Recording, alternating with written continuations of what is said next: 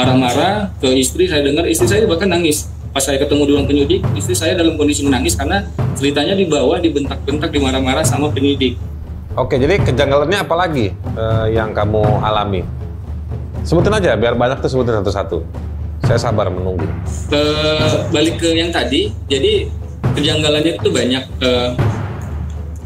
Kami juga sudah sampaikan, baik itu secara langsung, lisan melalui PH juga, ataupun di pembelaan saya, di pledoi saya juga membuat pembelaan pribadi di samping PH. Saya membuat pembelaan pribadi itu sekitar 21 halaman. Di situ saya jabarkan semua termasuk kejanggalan-kejanggalan, Bang. Nah, kami sudah melakukan mediasi. Pada saat ditangkap, istri sudah mengajukan penangguhan penahanan, tapi tidak pernah disetujui, serta surat jaminan juga. Sampai ke tingkat pemeriksaan di persidangan juga sudah disampaikan surat penangguhan tidak pernah disetujui. Mediasi sudah kami sampaikan bahwa kami sudah melakukan mediasi 3 kali, bahkan 2 kali istri hadir, 1 kali oleh PH. Di situ istri sudah meminta maaf. Saya juga di ruangan Kanit Reskrim berenam, saya, istri, Bang Joniar, istrinya, lalu diapit 2 PH kiri kanan. Di situ kami direkam, disuruh melakukan permintaan maaf. Ada teks yang sudah disiapkan oleh PH. Jadi tapi itu sia-sia semua. Diarahkan untuk menghapus semua video di channel YouTube saya dengan harapan karena saya sudah capek di dalam, ada sekitar seminggu lebih dengan kondisi di dalam saya diperas dan dianiaya. Dengan harapan saya bisa penangguhan penahanan supaya bisa kumpul sama istri. Akhirnya saya setujui, diminta dihapus, kita nonaktifkan semua video-video. Itu kita setujui. Ternyata itu dibohongin aja ya. Indonesia dimanapun berada,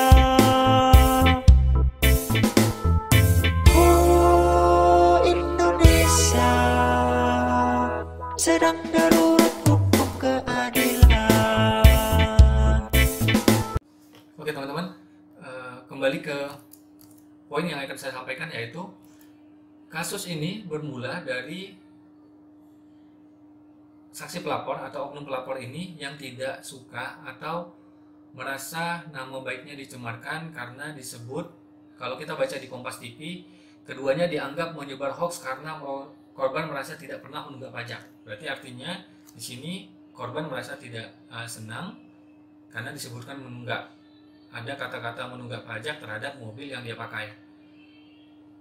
Kita juga bisa lihat di beberapa channel YouTube yang menayangkan wawancara dengan pihak si pelapor, bahwa dia menyatakan dia merasa malu, keluarganya merasa malu, merasa nama baiknya dicemarkan karena mobil yang dia pakai dikatakan menunggak. Di sini juga disebutkan dalam video tersebut mereka mengatakan nunggak pajak sebesar 3,7 juta. Faktanya di dalam video saya tidak pernah ikut mengatakan nunggak terhadap mobil tersebut. Lebih lanjut dijelaskan Martuasa, ini di sumbernya sumber Indozone ya. Korban yang keberatan dengan pernyataan tersebut langsung melaporkan keduanya ke polisi. Sebab ujar dia, korban merasa selalu rutin untuk membayar pajak kendaraan. Korban secara pribadi merasa keberatan karena dikatakan menunggak pajak. Padahal korban rutin membayar pajak tepat waktu, tidak seperti yang disampaikan dalam video YouTube tersebut. Ini juga perlu dipertanyakan karena di dalam video sebelumnya saya sudah tunjukkan bukti bahwa kata-kata yang mengaku korban ini mengatakan rutin membayar pajak tepat waktu ini tidak benar, karena faktanya dari tahun 2017 sampai 2019 pembayaran pajak terhadap mobil tersebut dilakukan setelah jatuh tempo bahkan 19 hari ya. Jadi di sini juga di POI.id, pelapor bernama Johansen Ginting yang berstatus polisi merasa keberatan dengan video yang diunggah di akun YouTube Joniar News Pekan. Dalam video itu, 2 YouTuber menyebutkan kendaraan milik Johansen Ginting dengan nomor polisi BK 1212JG menunggak pajak. Milik Johansen Ginting ini juga kami sudah pertanyakan di persidangan karena jelas-jelas terlihat di STNK bahwa mobil tersebut bukan atas nama si pelapor, tapi atas nama anaknya. Dan saksi ahli pidana juga berpendapat bahwa kepemilikan itu berdasarkan STNK dan BPKB. Ya, Lalu selanjutnya di berita ini disebutkan, padahal korban rutin membayar pajak tepat waktu. Tidak seperti yang disampaikan terlapor dalam video tersebut. Korban keberatan karena video tersebut disebar dan mengandung unsur berita bohong atau hoax. Laporan atas nama pribadi, katanya.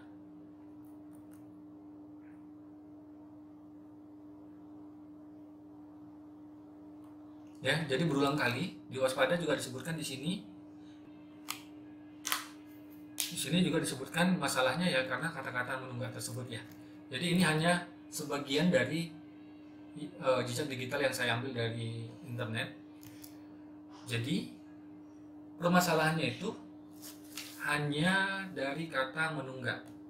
Ya, jadi kalau dilihat di video memang ada rekan saya mengatakan nunggak terhadap mobil tersebut. Sedangkan saya sendiri dalam video itu saya justru berbeda pendapat. Kalau teman-teman perhatikan, ketika saya membacakan BK 1212 JG 3,7 juta, lalu teman saya, oh nunggak ya? Lalu saya jawab di video itu, nanti saya putar lagi ya, kita putar. Kita lihat bahwa di situ saya sebutkan wajar sih. Ini kan hitungan setahun, kalau tidak salah seperti itu. Nanti lebih jelasnya kita putar videonya. Jadi seharusnya, sayangnya PH saya tidak menanyakan ini ke saksi ahli bahasa. Seharusnya statement saya ini ditanyakan ke saksi ahli bahasa. Pada saat saya mengatakan, setelah rekan saya mengatakan enggak, saya katakan wajar sih, seharusnya ini kan memang pajak setahun. Harusnya maksud dari perkataan ini ditanyakan ke saksi ahli bahasa. Karena menurut saya pada saat itu memang tidak, menurut saya pembayaran belum habis masa pembayarannya, karena di situ kan memang terlihat pajaknya 3,9 juta. Saya ingat mobil saya pajaknya sekitar 3,6.